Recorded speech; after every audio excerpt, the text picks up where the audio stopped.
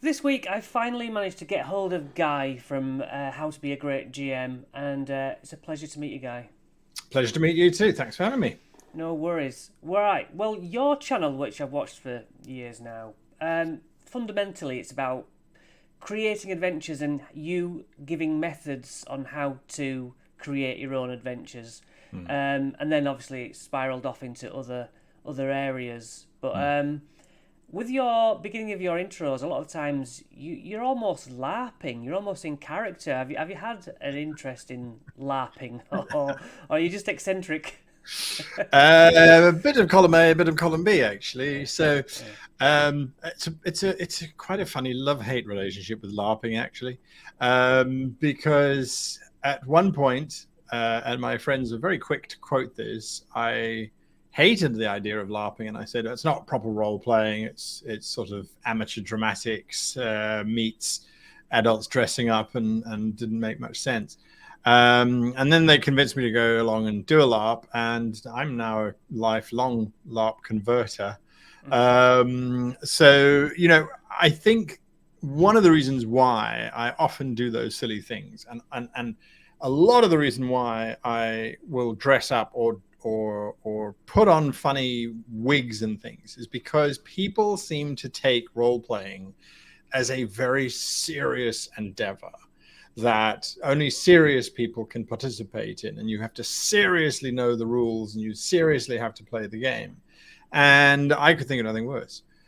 If there isn't any humor, if there isn't any joy to be found, if you're not having fun letting your hair down and being that crazy, dwarf who charges into battle, or a detective wandering down Cthulhu-filled streets, and you are enjoy it. To me, it is about having fun, and it's about not taking yourself seriously. And I think for GMs, the moment you stop taking yourself seriously and you start just going with the flow and having fun and seeing where crazy ends, or leads, I should say, then the better. Yeah, yeah. I noticed you say in an early video like you've been lecturing 10 years on creative writing. Mm. Is that where you come from then? Is that your main drive? Yeah, absolutely. And I am originally a scriptwriter by trade, working in the film and television industry. And for a long time, I would say probably the first 3 or 4 years of the YouTube channel, my advice was based off of script writing and novel writing principles and concepts. And a lot of the early stuff is very structured because that comes from script writing, it comes from novel writing, and there's rules and there's formula and things that you kind of plug in.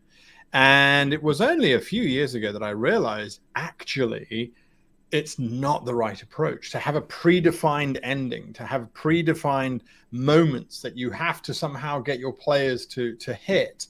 Mm. That's actually insane and is not the real joy of role playing. And it removes the GM from being a player of the role playing game to being a supplier of entertainment and narrative content.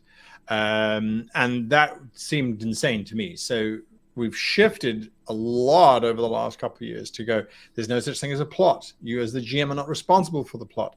You are responsible for the plan of an NPC. That's as far as your responsibility goes. So if the NPC has a plan to take over the world and they're going to do it using X, all you are responsible for doing is fulfilling their plan as they go along. And if that means that the players miss it, or if that means the players bungle it earlier or later or whenever, that's part of your joy, is discovering how the whole thing kind of comes to conclusion. So started off rigidly, kind of going, this is the structure, this is how we do it. Now I'm going, oh, no, no, no. All of that structure that gives us guidance on what we could be doing next or what we possibly should be doing. It gives us the opportunity to reflect back on what we have done so far, and also to understand that, oh, actually we kind of never had a middle part to this adventure. So that's why it doesn't feel like it's a complete story. So it's more of an analytical tool rather than a rigid implementation Yeah. tool. Mm. So what was your early days? What were your first campaigns you ran or systems? Well, the first systems we ran, because I'm originally from South Africa, was always limited to second edition Dungeons and Dragons. And that's because we had one very illegally photocopied copy of a book because you just couldn't get them in South Africa. They were on the banned list in terms of literature in the late 80s, early 90s. So it was Dungeons and Dragons, and then it became Star Wars when the D6 from West End finally came through to South Africa in the early 90s. And so those were the campaigns that I used to run. And ironically, the big campaigns that I would run, I can't actually remember. It's the little ones that stick out. The quirky ones. I was doing a one-on-one with a friend of mine, and it was a Star Wars campaign, and he wanted to create this Jedi. And in the opening act, the opening moments of the game, his fighter came under attack by bounty hunters. He got damaged, and he crash landed on this planet. And the rest of the campaign was about him building a farm and taming the wildlife and surviving on this planet, having been overlooked by everything. And to this day, now that was a campaign that was easily 20 plus years ago. To this day, we still reflect back and go, oh yeah, that was a lot of fun. Just simulating life on this wild planet and a Jedi using mind control to build his little stone wall. It doesn't sound very exciting to anybody else, but to us, it was a magical moment because there was so much truth in there that it became a memory for us rather than just something that we did. Yeah, you don't remember the rule sets, do you? That's not what you recall. No, absolutely. I mean, we were very much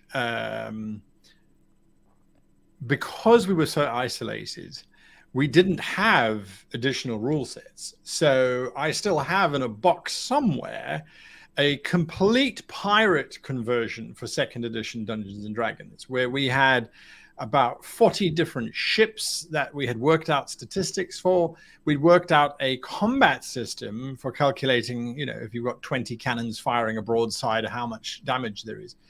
The sad thing is that we've got all of the stats for the ships, and we've got a whole bunch of percentages written down, but at no point did we ever bother to actually write down how all of those things worked.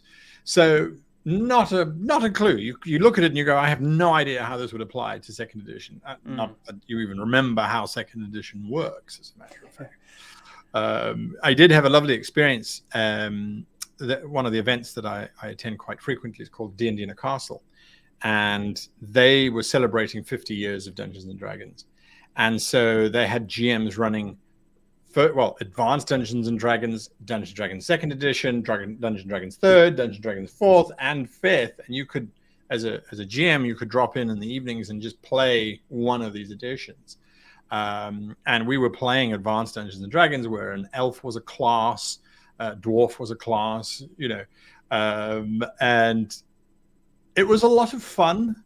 But at the same time, we as a game designing community have come so far from those early days that a lot of it you go, well, this is a nice idea, but it's not, it gets in the way of the flow of the narrative rather than supporting it, or just having a good reference index or glossary was also something that they didn't have in those early editions. No. So you kind of went, reference here, see this book, see that page, see this page, and you still didn't get the answer. No. Anyway. So you seem to be like GM for hire. Oh, you're jetting all over. To be honest with you, it wasn't something that I ever expected, and it was not anything that was ever planned. But I have the fortune of folks going, well, we really want you to come and run a game for us, and we're willing to foot the bill for it. So, come and join us for this or that. At first, I was incredibly intimidated. I'll never forget the very first sort of official international trip I did. I had some fans reach out to me, and they said, hey, we'd love for you to come and, stay with us for a weekend, and we'll put you up in our house, and you can just play games with us. And I went, I have no idea who these people are. I have very little. I mean, they were out in Minneapolis. I was like, I could go there and find myself sleeping on a grotty couch in a basement, you know. And I reached out to some of the other GMs and I said, okay, but what are your normal processes? And they said, oh, well, this is what you do. And, you know, you say, all right, well, you don't ever stay with anybody. They have to book a hotel for you, and et cetera, et cetera, et cetera. And when I started doing that, then it became, for me, just an amazing adventure and a treat. Those people that I met in Minneapolis all those years ago were such amazing players and such lovely people that one of them ended up editing one of my first books. I went back, stayed with them for a couple of months, even went to Gen Con with them as a group. So just, you know, I mean, that's the joy of this game, is that you can meet someone from anywhere on the planet and you all speak the same kind of language. And so you get these friendships happening. And then I get a lot of people saying, oh, well, you know, there's 4 of us. We'd love to come and play with you in the UK, but it's cheaper if we just bring you to wherever it is, you know. So, so it happens. And it is that transition. And this is what I tell people, is when you are running a role-playing game for friends, you are part of the game. You are one of the players. You are there to have as much fun as they are. The moment you have been hired to run a game, your entire title changes. You are now a paid professional, and you are expected to run a professional experience for the players. And yes, it's meant to feel like it's a bunch of friends sitting around the table. At the same time, there is a professional tag which is now attached. And that means making sure that you are doing things that you would do if you were in any form of entertainment industry. You know, so there is a big kind of difference. Pressure. Yeah, absolutely. It's still just as fun. It can be a bit nerve-wracking, especially if you've got folks coming in and they're not particularly emotive. You run your first session and you go, okay, so what did you guys think? Were you know, what should I change? What should I adjust? Because of course you want them to have a good time. And they go, no, it was fine. That can be incredibly demoralizing. And you're going, fine, that was fine. What should I change? You know, and then at the end of it, they come to you and go, that was the best game I've ever played. And you go, you could have said that earlier. I would have had less sleepless nights, you know. And what I do find is it doesn't matter whether you are one of the giants out there in terms of people like Mark Meer, or, you know, just or B. Dave Walters, you know, just these amazing DMs. They go through the exact same emotional roller coaster of I want these guys to have a good time, and I'm going to put in as much of it as I can to ensure that it happens. Yeah.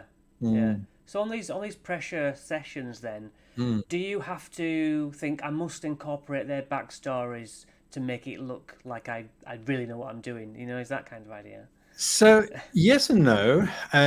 Oftentimes it's the amount of time that you have.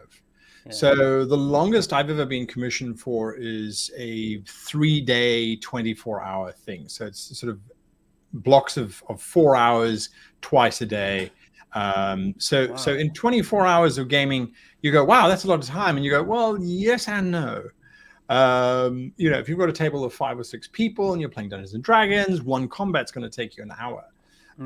If they're higher than sort of level 5 or whatever. So you start to look at it that way and you go, oh, actually, there's not a lot of time. But there is definitely a case of the more that they can give you backstories, personal likes, just general information, the more you can tailor it. Absolutely, because there are very much different player styles, and you need to, again, at this professional level, you need to put aside your own personal style and go, well, I don't really like running combat heavy games, but my players have all built really combat focused characters. So therefore we're going to have lots of combat, and you've got to up your game on that.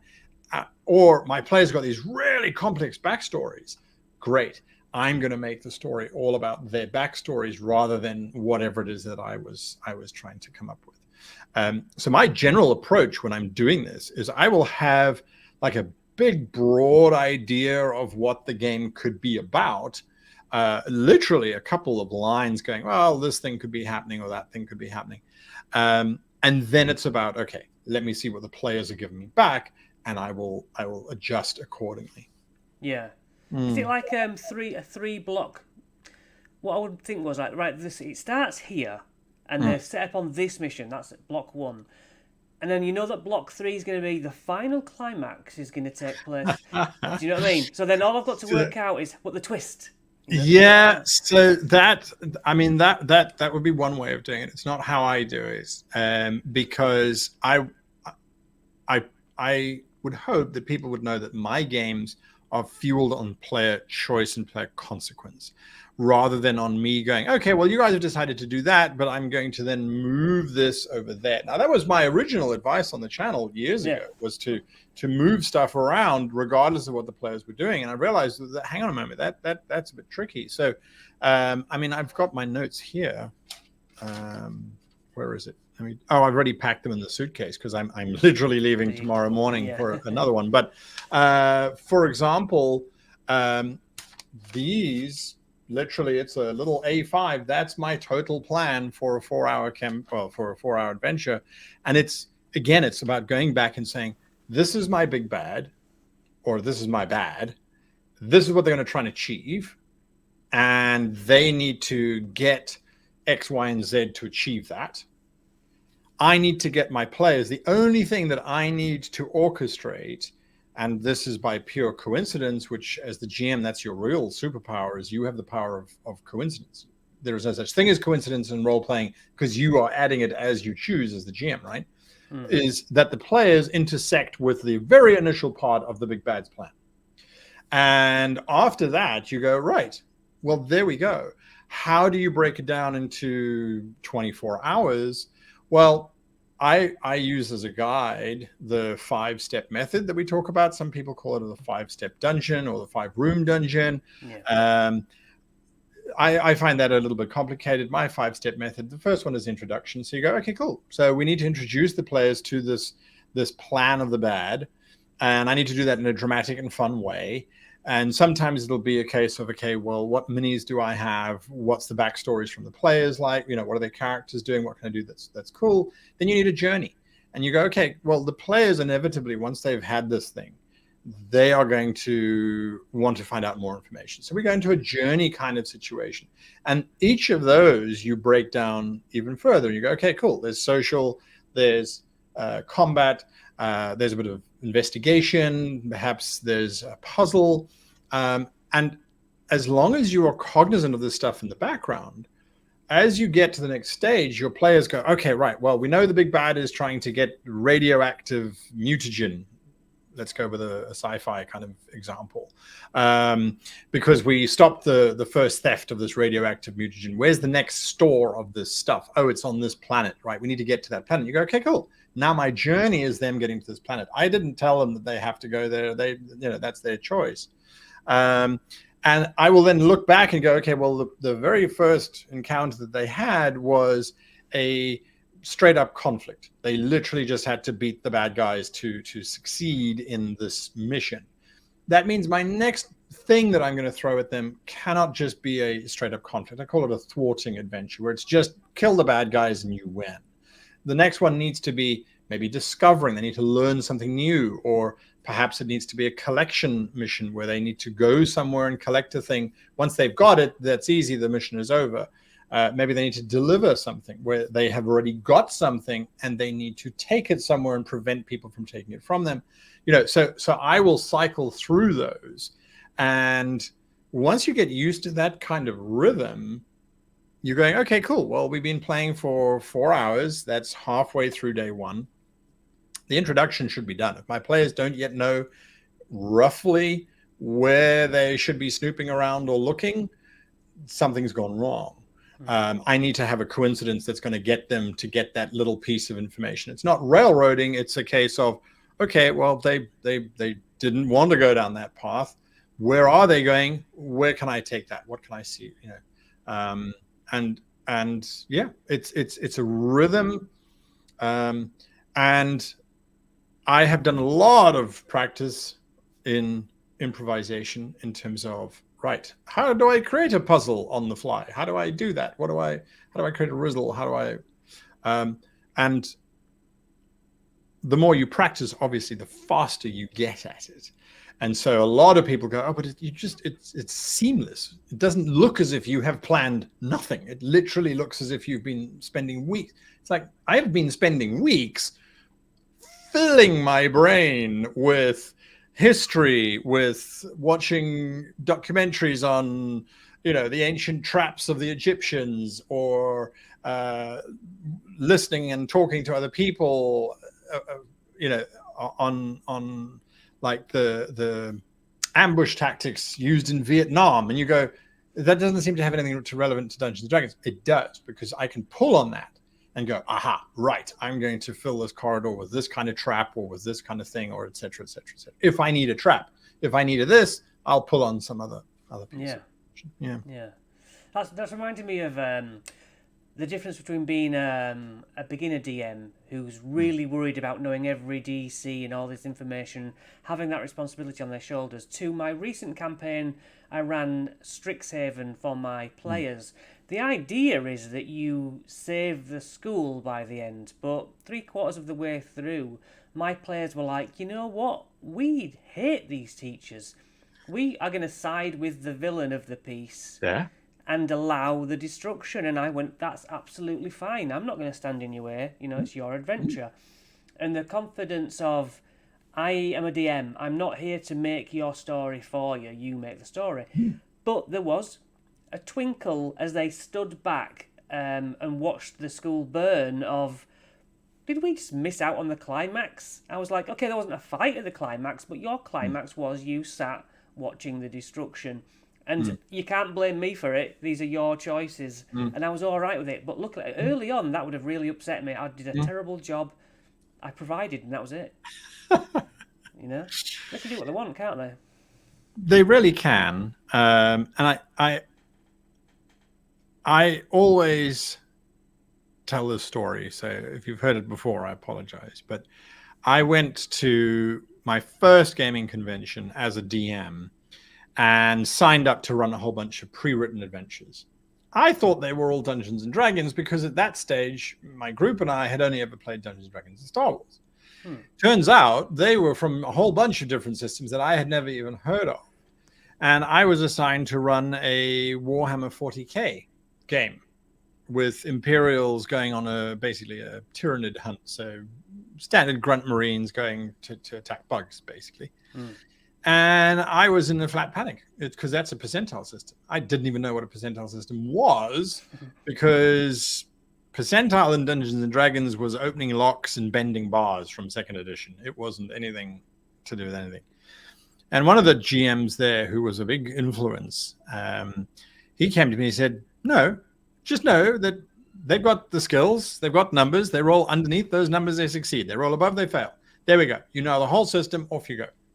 And I went, but what about the monster statistics? What about the this and that? And the next thing, he's like, well, just make it fun. And it was very stressful for me to run that game. But at the end of it, the players were unanimous. They were like, oh, well, you must have been playing this for years, because your rules made sense and you made the right calls and the monsters were just tough enough and it was just this and it was just that.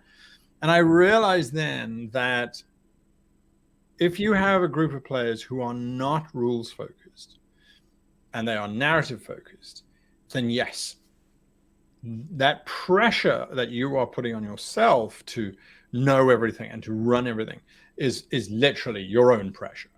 I think that if you are playing with a group who are definitely rules focused, then you need to be rules focused yourself. And if you're not, find a different group, because it will become frustrating for both sides. Yeah, be a bad fit. I know, I feel like when you go 10-pin bowling and with children you put up those bumpers at the side. I feel like the DM role is the bumpers. You can't walk out of bounds here, but where you throw the ball is completely up to you. Yes, absolutely. Like that. So is Dragonlance still one of your favourite settings? In terms of what was released from Wizards of the Coast, yes, absolutely. I'm not a pre-written campaign or setting or adventure person by choice. I don't really like running pre-written stuff because it presupposes the actions of the characters, right? When I got given Dragonlance to look at, it was a relatively fresh take. I mean, I say this, Dragonlance has been around since the 80s, but it was a relatively fresh take on the fantasy world. It brought in this idea of running this big war that was going on. And although the adventures in the book were written that the player characters did this, and then they would do that, and they would do the next thing, it was also written that those adventures were not continuous. It didn't sort of bleed from one into the other into the next. There was opportunities in between each one for other stuff to happen. And that I felt was very open and allowed for you as a GM to go, okay, cool. Let me read the first adventure. Oh, it's got some nice, interesting ideas as to how to introduce the whole idea to the players. And then the other adventures in between were, oh, well, if my players go there, I've now got the information. But if they don't go there, then that's absolutely fine as well. So I really enjoyed that. And it didn't leave you with more questions than answers. Whereas like the Spelljammer book that they released, there was just, I had more questions than I had any, I felt like I didn't have any answers. It was, so yeah, that was unfortunate. But yeah, I Dragonlance, I was running a game of that just before the whole Dungeons and Dragons scandal broke.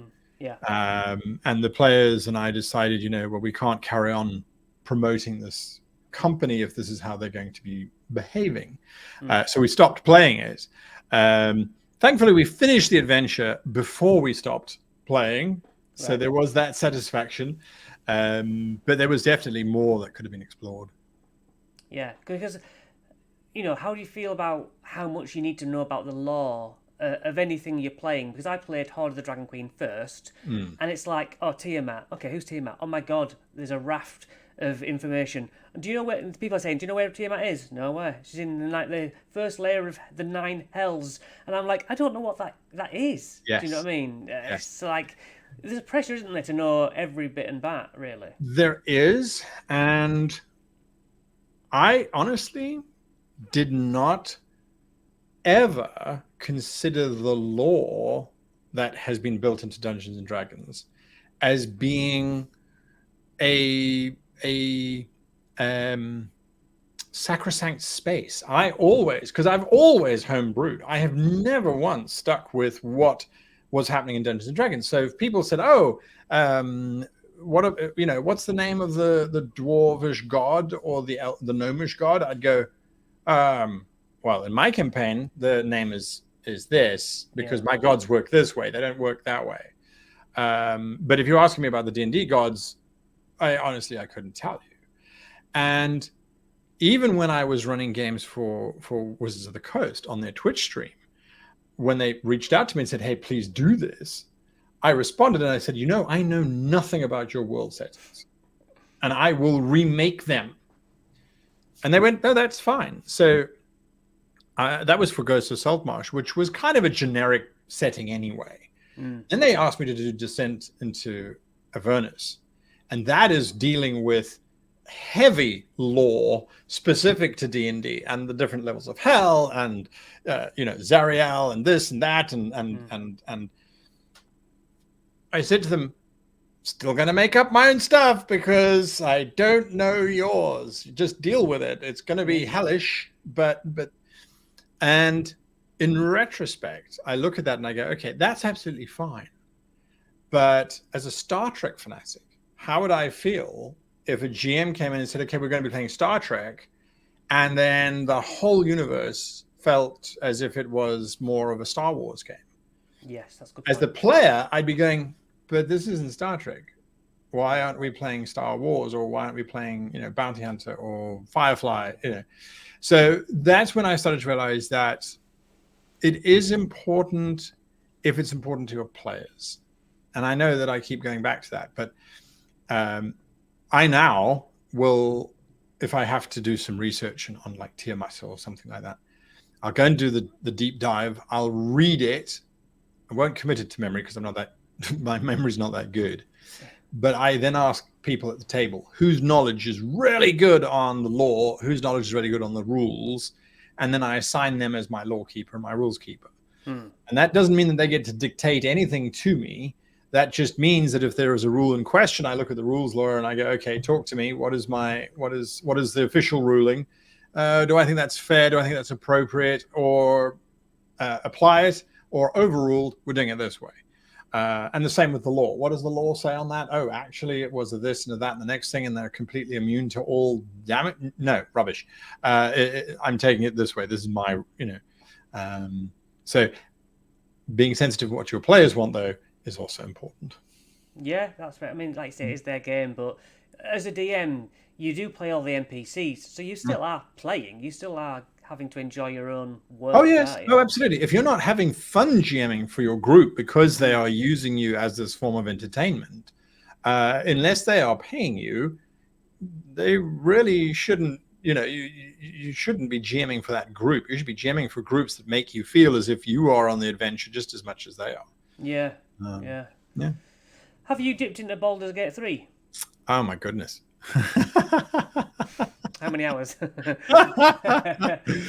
Yes, that's the question there. I think I had about 50 hours just in the pre-release that they released. I absolutely adored Baldur's Gate. I played it through once as a paladin who very quickly broke his oath. And then I have multiple other character playthroughs where I was like, okay, now I'm just going to play it where I just do the devil's story. I want to know what the devil's shtick is. And then I do one where it's just the vampire thing. And then the last one I finished, because I had to basically force myself to do it, was the Dark Urge, where you're playing an evil character. Yes, that's what I'm on next. Yes. And I've now finished it as that particular type of character.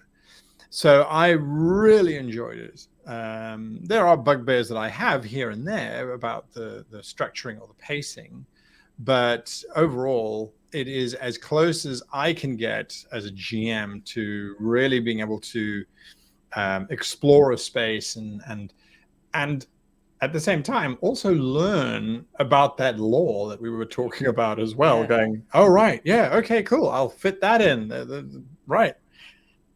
So clever, isn't it? Yeah, for that. Right. It does teach you. Yeah. Well, it's absolutely both ways. You either learn about it or you say, hang on, Elfsong Tavern, we ran that in that campaign. Yeah.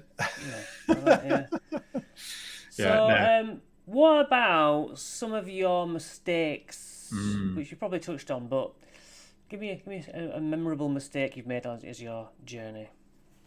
So, one of the ones that stick out vividly is having GM'd, I must have been a GM by that stage for at least 5 or 6 years, but that was starting at the age of 12. So I was probably about 17 or 18 at the time. One of my players threw down their pencil or whatever it was, stood up and said, I am so tired of playing in your games because every NPC is always lawful evil. They always will help us, and then they will betray us if they can get more money by betraying us to the bad guys, or they will always have a hidden agenda, and they will always manipulate us. And your NPCs are just, I don't want to ever deal with another NPC ever again. And I realized that is exactly what I was doing, because I thought it was much more interesting if the players met a bartender who was openly friendly and kind and was interested in them, but then would sell their information to the bounty hunters, who were after them, type of thing. I felt that was a justification for the bounty hunters to find them. I felt that it, created a more realistic environment. I didn't realize that I was doing it for every single NPC. And once I realized that, I became very conscious of the fact going, okay, wait a minute. NPCs should be mostly neutral for the most part. Some should be good, some should be evil, and it should be an absolute random mix. And so I have focused quite heavily on NPC development to make sure that I don't fall back into that trap, because I don't want people to just think that my NPCs are all just one type of individual. Yes, I've sometimes played with that by giving an NPC guard a really gruff, the standard evil voice, the nasty man voice. But really, he's a lovely guy. And like the guy is devoted to his wife. Yes. Do you know what I mean? Completely trustworthy, but he just has a unfortunately Just gravelly voice. And D&D players, they're into the stereotypes so much of Yes. I don't like him. He's Yes. obviously the villain. Well, why is he? He was chasing that woman with the cart, and why is he pestering her? Whereas the woman in the cart, lovely as she was, is hoiking a load of stolen goods in the back Right. of it. Yes, And it's exactly. military or something. Yeah, it's good fun, isn't it? Yeah. I mean, being the DM, I find it much more fulfilling because you see every nook and cranny, whether you've created it or whether you've read the module, and the players see only maybe a quarter of what's possible, and that's why I can immerse myself in it all week long, and they get the 3 or 4 hours on a Saturday, and they enjoy it, but I'm like, it's not enough. When I play, I barely get a scratch an itch. Yes, exactly. That's why I'm not someone who plays very often, because of that exact reason. It's like, yes, I get to see the story that my character's going through, but I want to see the bigger picture. I want to see the parts that we didn't see, because I know they're there. It doesn't matter who you are, even with my approach where you haven't made stuff before the game. I've still had ideas. I've still had thoughts going, oh, it would be cool if they could get there and fight on a bridge over a river of lava. Meanwhile, the final battle happens in a cottage in the middle of the forest, which is not nearly as exciting, So I absolutely agree with you. Is you don't get to see everything. And that is, for people who are used to seeing everything, I think that's very frustrating. Yeah, I mean, our WhatsApp group, when I started it for the gang, I thought, well, all week they'll be talking amongst themselves about the adventure and what they think's planned, and they just switch off. Yeah. Don't they? Until like 5 minutes before they turn up. Well, that also depends on your players. Depends on your players. I have some wonderful players at the moment in the game that I'm running, where the WhatsApp group, we've got WhatsApp and we've got Discord, because they can't talk to each other enough. And in Discord, there's an entire Discord section called No GMs Allowed, which is where they can plot and connive and scheme. And they're just really engaged, I think, and just having a lot of fun. And at one point, one of them said, do you want to know what we're planning for next weekend so you can prepare for it? And I went, well, you can tell me what you're planning, and then I'll tell you what the bad guy's planning, and let's see who has more fun. No, keep your secrets. I will enjoy discovering what you are doing, because my NPCs will have to react to what you are doing, or not, depending on what you're doing. And that is where I'm most excited. So no, you be quiet. So yeah, I will admit there are times where I look at my phone and it's like 40 messages, and I go, I'm not reading any of those. They're not relevant to me. Skip. Yeah, absolutely. But yes, I agree. For the most part, sometimes you dip into those messages and they talk about a movie or a book or something that has absolutely nothing to do with what you were doing. Yeah. And you do sometimes go, you don't want to mention just a little bit the fun that you were having, just a little bit of reassurance for the GM here. Yeah. Yeah. Yeah, and I do the same. I leave the room when they're plotting how to get into, some big bad's lair. I'm thinking, I don't need to hear this, because I will instinctively just think, okay, I'll put a trap down there, or I'll counter what they're doing. That's not my job, is it? I want to be fresh. You do whatever you want to do, and I should only know what the villains think's going to happen and stick to that sort of route, yeah. So, how do you feel on fudging roles for the betterment of the experience of the players? Yes, a very contentious issue, and one that I was a strong advocate for, where I said, I will not have my campaign derailed because of a ridiculous die roll. And there are people out there who cannot roll above 10. And I have had enough games where you go, you literally have handed everybody else's D20 to the player and they still cannot succeed at a roll.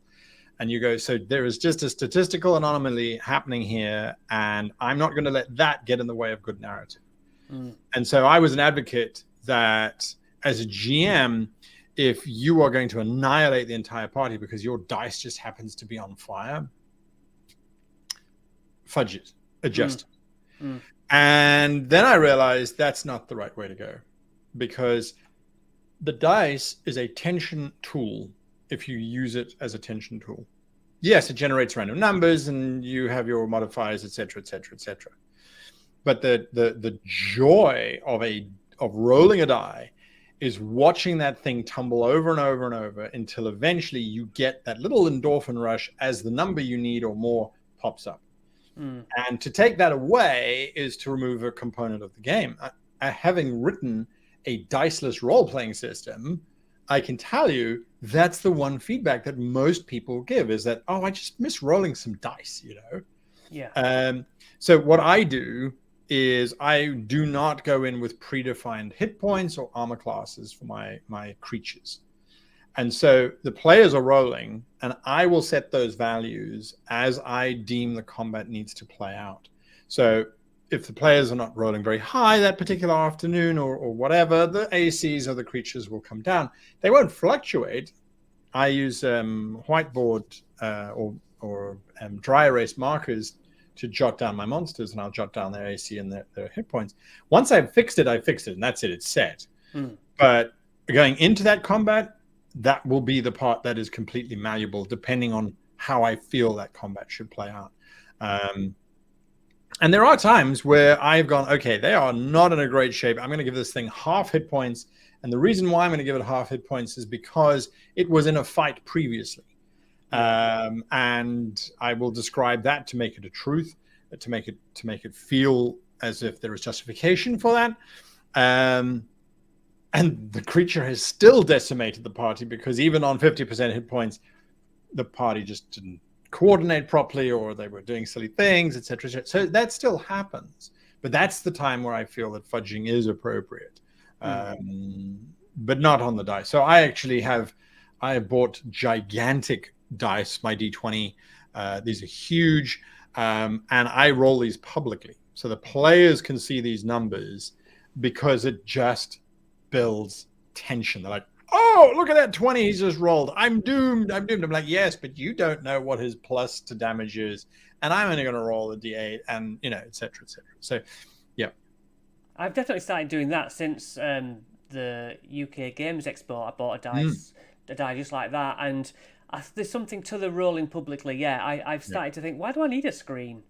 Yes. Yes. I don't have loads of notes. I'm just tracking hit points. Exactly. We didn't have screens back in my day. We didn't have screens because they didn't sell them.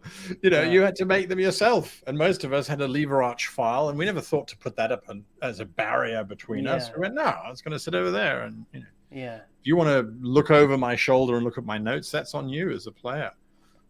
You touched on a diceless system there. I didn't know you'd done that. And one of my questions was, do you even need the dice?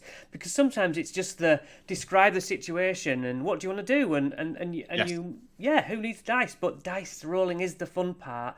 But I can enjoy loving D&D without any dice. Yes, correct. And I have played games, not an entire campaign, but a 4-hour session where no dice were rolled because the players just didn't need to roll any dice. They were sort of talking, they were doing investigation. And when the player says, well, I check underneath the bed for loose floorboards, you go, well, I don't really need to make you make a roll for that. You've told me exactly what you're doing. You're looking exactly in that spot. No, you don't find anything. Oh, well, then I look underneath the mattress. And you go, well, again, there's no, so it is possible, although, of course, the entire combat system is based off of that. I was given the task by, at that point, my boyfriend, now my husband, to create a role-playing game that was yes or no, because the rules were a major barrier to coming in and starting to play. And originally I said, no, you can't do that. There's mechanics. It can't just be yes or no. Then that's not really role playing. It's. And And then I thought, okay, well, hang on a moment. What if it's diceless? So you don't have to worry about the dice mechanics, Yeah. in which case then it is either a success or a fail if there are no dice.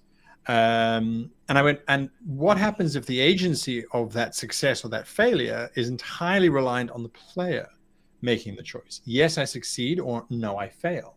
Right. And so that kind of gave rise to the first incarnation of the rules, which I asked my fans. I said, hey, I'm writing this rule system. What would you like it to be? Science fiction, fantasy, modern, whatever.